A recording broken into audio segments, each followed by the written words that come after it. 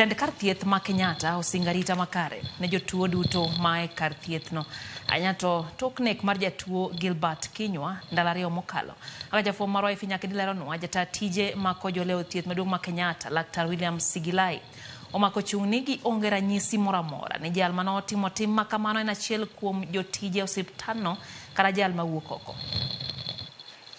Ndalo ariyo tok nek mar jatuo Gilbert Kinywa e Ward 7B kar thieth maduong' ma Kenyatta buore Nairobi, tendo osiptandno koro chiwo ote margi kotenore gi masirano ne ute fwambo. Ma en masira mar ariyo e kar thiethno, ka mokwongo notimore e higa 2015 kendo en bura ma pod dhi nyime e doho. Koloso jata tije mako jole od thieth maduong' ma Kenyatta Dr. William Sigilai owacho ni onge ranyisi kata tipo moro amora manyiso ni jal manotimo tim makochno nyalo bedo achiel kuom jotije ma KNH kata jal manowuok oko. We actually do not have evidence that anybody walked in and committed a crime and committed the said crime.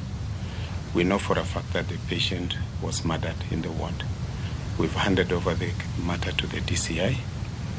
There is every chance that this person did not walk in the manner you've described, but we trust the DCI to unravel the mystery. Sigilai bende ochiwo ler ni otieno motelo ne masirano, ward ma 7B, ma bende en ma jogo manigi tuoche madonjore gi leche kata neurological disorders, kama norwake Kinywa, ne nigi jotuo 54 kod jochiw thieth 4.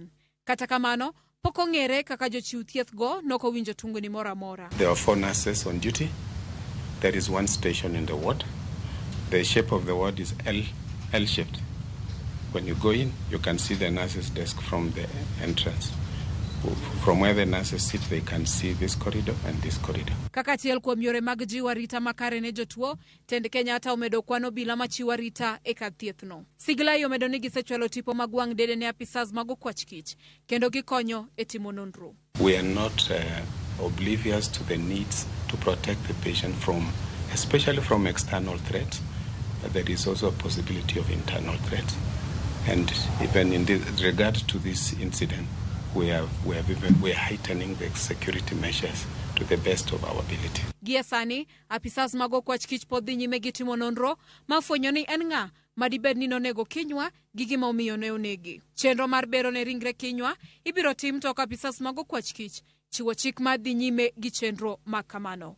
Kenyatta National Hospital is cooperating fully with the law enforcement agencies and is committed not to prejudice the ongoing investigations. The post-mortem examination of the deceased body will be conducted as scheduled and guided by the DCI. Kata obedo ni tend thieth ma Kenyatta pod omako chung' motegno ni gionge tipo moro amora manyiso jal manotimo tim machalo kamaendi, penjo pod medo nyuolore ni to en yo mane ma jatuo noneg e kar thieth kaendi. Ifinyakidi, Ramogi TV, KNH, Nairobi.